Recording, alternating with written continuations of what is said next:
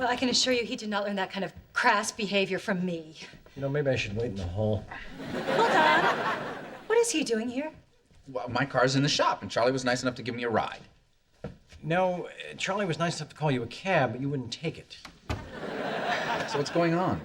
Your son gave his teacher the bird. Okay, I want it on the record that he didn't necessarily... Charlie, just leave it alone. What exactly happened? Well, I was writing on the board, and he thought I couldn't see him. Is this true? Yeah, I really thought she couldn't see me. I'm afraid this kind of behavior is grounds for suspension. Maybe we can catch a matinee.